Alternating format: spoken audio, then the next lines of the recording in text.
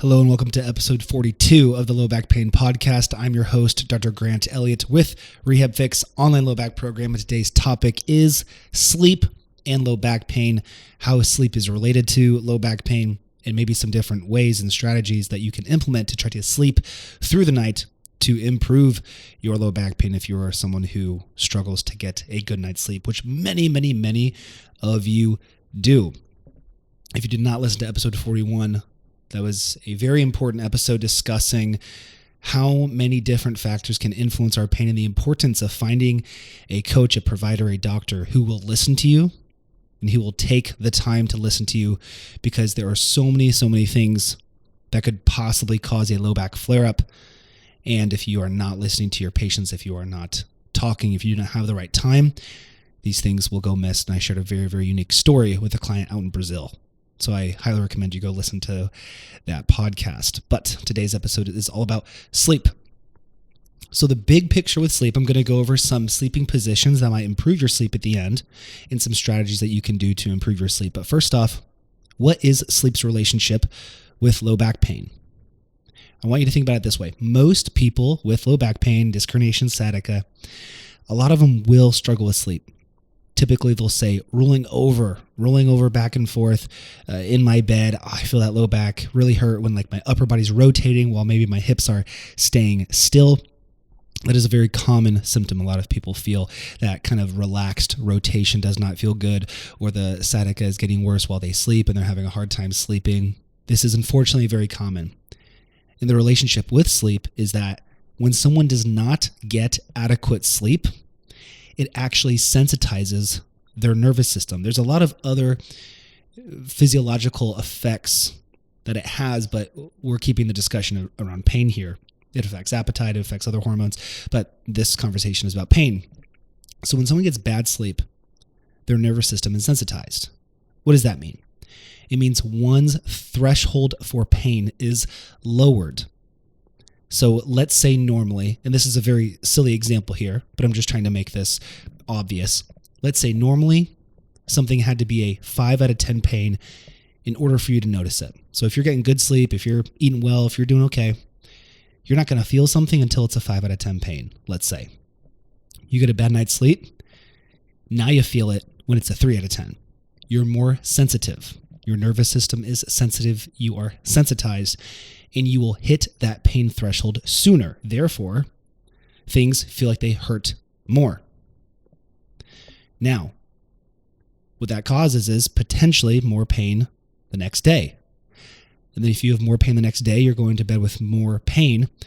Then what happens? You get even worse sleep that night. And then you get another night of bad sleep. Now you're still sensitive, or even more sensitive the next day. Now you have more pain. Now you get worse sleep, more pain, worse sleep. And it's a vicious cycle of a catch-22 that puts you in a cycle of pain. So then most individuals end up resorting to painkillers at night, or melatonin, or things like that to try to boost their sleep because they're dying to get some good rest. And totally understandably. But of course, we know that, as with anything, those are still crutches.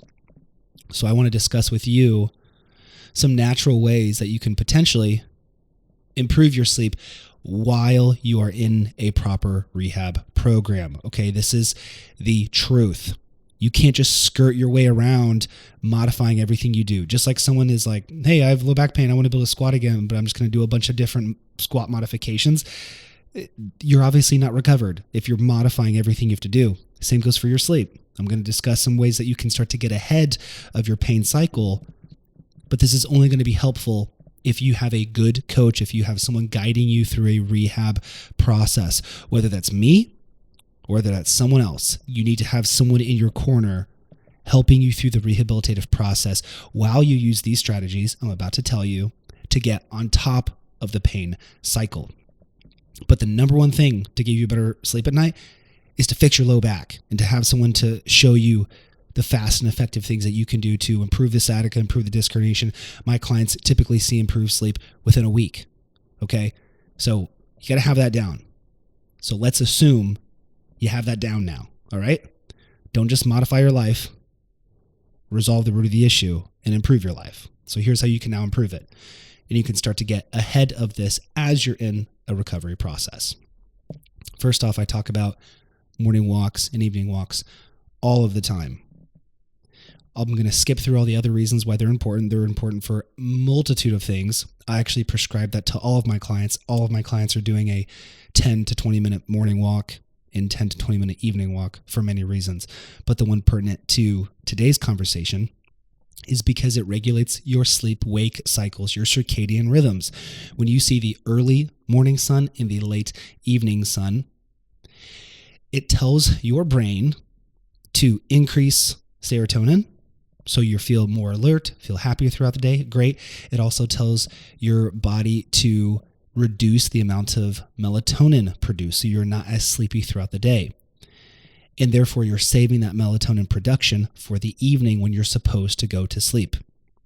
So no matter who you are out there, whether you're struggling with a low back issue or not, you will improve your sleep-wake cycles. You will get better sleep if you go on a morning walk and an evening walk. There is so much science behind this. It is irrefutable. And personally, myself and all of my clients will tell you, you sleep better. My baby sleeps better when I go on morning and evening walks with him. I have friends with newborns, and their newborns sleep better when they go on morning and evening walks. It's the way we're designed, okay? So morning walk in the sun, evening walk in the sun, basically sunrise and sunset. You will sleep better. Now let's say you do that, and you want to improve your sleeping positions as well. Grant, are there any specific sleeping positions that one could benefit from? There's two common sleeping positions that people will often feel the most relief with. Now, once again, I want to be very clear here. These are just quick hacks. These are not solutions. These are ways that you can get an upper hand, accelerate your improved sleep while you're in a rehab program, while you're working with me. Okay. So, two sleeping positions. One classically is on your left side. Unless you have sciatica symptoms on your left side, sometimes people will not like that pressure on their hips. Sometimes laying on the side of sciatica can be a little bit more uncomfortable, but let's assume you don't have sciatica on the left side or you don't have sciatica. Most people sleep better laying on their left side. Anatomically and physiologically, it's the way that our body prefers because it will reduce potentially some GERD, some acid reflux as well, because the stomach kind of lays to the left. So if you sleep on your left side, your stomach acids and your digestion is a little bit easier. If you're laying on your right side, then all those acids and everything are sort of resting on your esophageal sphincter, and it can potentially cause more acidity if you have an issue with that. But that's sort of a digestive tip. But let's just say you're laying on your left side. A lot of people will find benefit by having a pillow under their head, a pillow between their arms, so they're like hugging it, and a pillow between their knees with their legs bent. So your hips are flexed at 90 degrees, your knees are bent as well, and you're kind of hugging a pillow between both of your knees. This tends to keep the back in a neutral position, and it keeps the hips and the shoulders stacked and tends to prevent the individual from rolling as well. And most people will say that's a pretty comfortable position for them, and they benefit from doing so. The second sleeping position is on your back with pillows stacked under your knees. This also neutralizes the position of the low back. It flattens it out. As your lower legs are elevated, your lower back will flatten to the bed in a more, quote, neutral position, and you might feel more relaxed in doing so. Also, for certain kinds of sciatica or nerve-related issues, that could potentially take some pressure off of those nerves, so the sciatica is reduced while one is sleeping.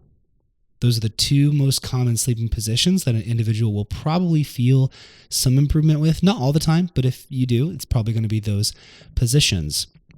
So, morning and evening walks regulate your circadian rhythm. Lay on your side with a pillow under your head, between your arms, between your knees, or on your back with pillows stacked underneath your knees, elevating your legs and flattening your low back to the ground. And also focus on belly breathing as you're falling asleep. This is both for meditative purposes, calming down your central nervous system, activating your parasympathetic nervous system, calming you down, okay?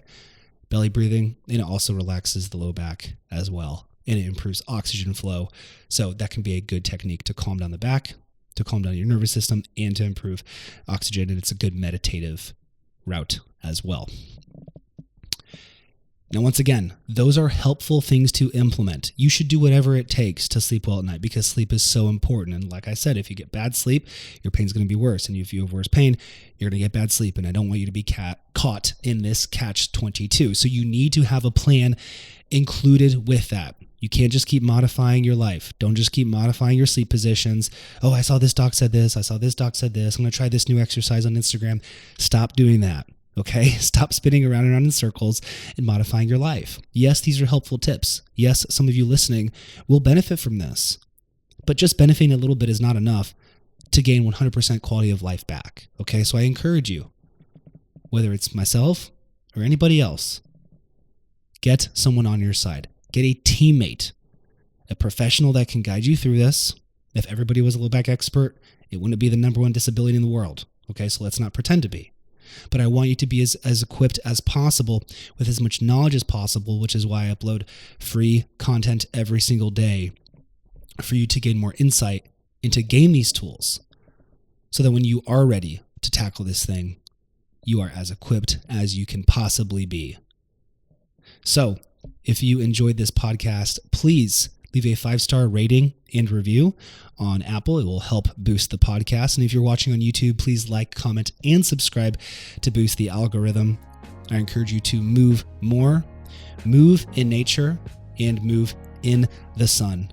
If you or someone you know is struggling with low back issues, please submit an application on my website so that I can have the opportunity to meet you, to be a team, and to figure out the best path for you so that you can get your life back. Thank you so much for listening, and have a great day.